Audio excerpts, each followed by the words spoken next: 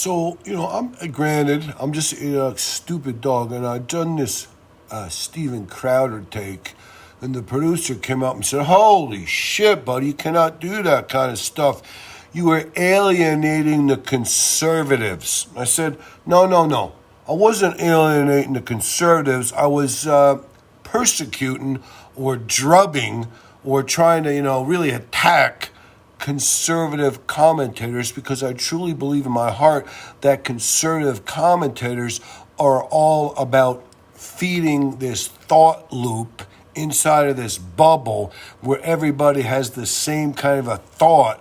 And instead of having somebody say, hey, did you ever consider this also? Or would you try to spice up your theories or your thinking with this little bit of a nuanced other thing that you didn't think of before?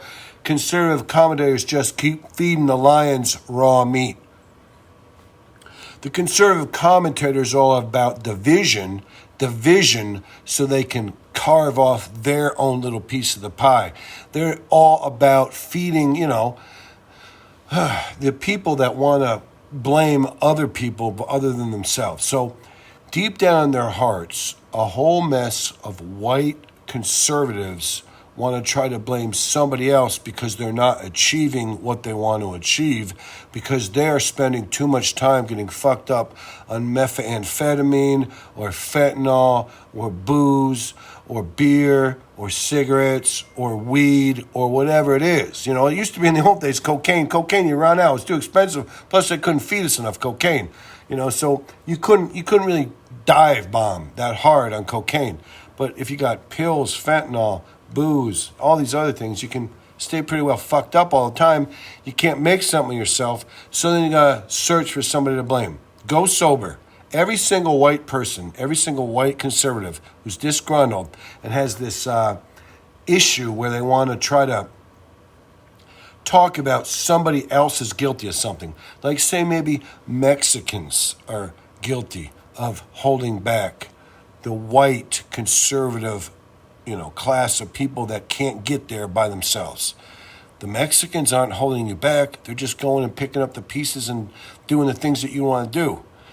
They're not holding you back. You're holding you back. You are, not the Mexicans. It's, it's not, the fentanyl coming across the border isn't the problem. The people who are fucking taking the fentanyl is the problem. You're taking fentanyl. They could pile a fucking mountain of fentanyl up as high as they want. I'm not going to do no fentanyl. See what I'm saying? If you're going and searching for fentanyl or Oxycontins, all this other horse shit, the methamphetamine, all this other bullshit, the problem is with you. You're not doing what you need to do. Just stay sober. See how that works out for you. So the conservative commentators are saying, it's the Mexicans, it's Joe Biden, it's the Chinese. No, it's you. Those people couldn't fucking lay a glove on you. They couldn't touch you. They couldn't hurt you unless you're taking the bait. You're doing what, you're feeling sorry for yourself. You're not working hard enough. You're not fucking working hard enough. Work harder, bitch. Fucking get it done, asshole. Fucking take care of it yourself. Stay sober. Go to bed early, get up early, go to work hard. It's that simple. Don't blame anybody else, but these conservative pundits like this woman they hired to replace Tucker, and Steven Crowder, and Glenn Beck, and Neil Bortz, and Sean Hannity, and Laura Ingraham, and all these other yahoos and Watsawats.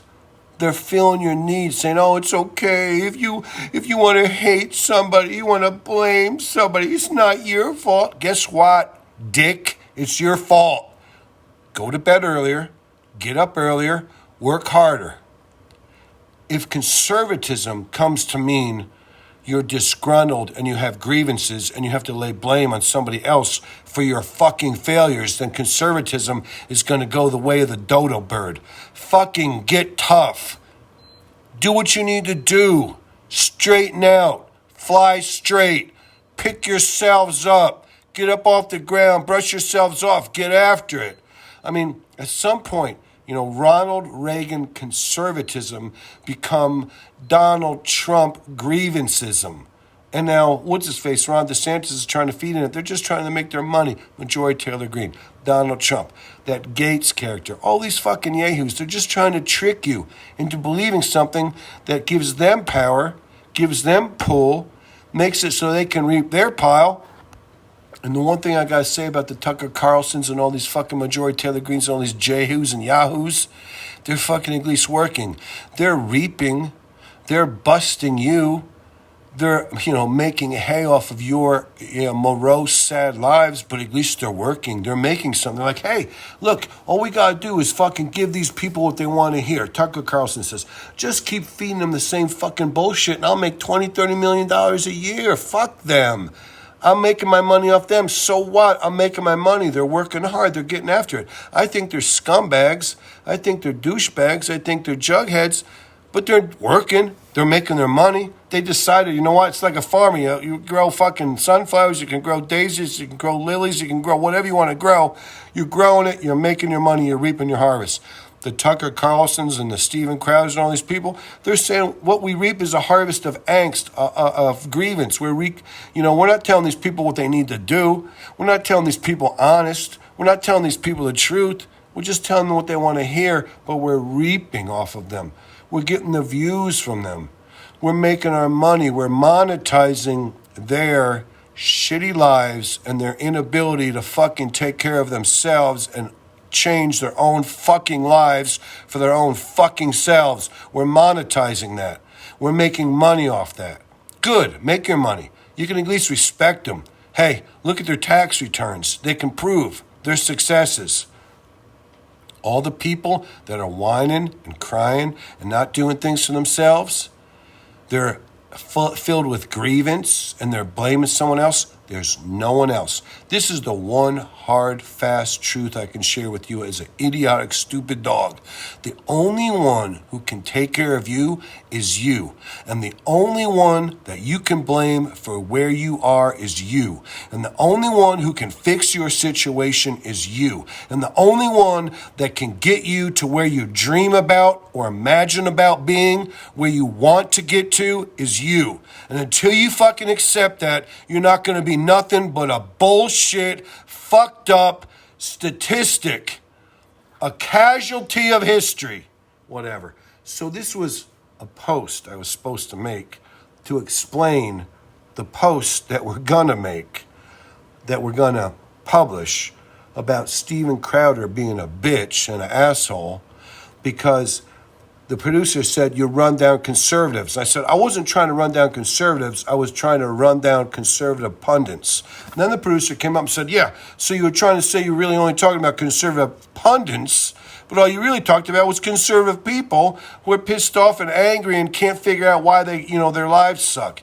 And I looked at the producer, I was like, yeah, well, that's the root of all evil. People who fucking will not accept responsibility from themselves.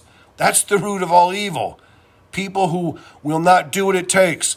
Life can be shitty. Life can be boring. It can suck.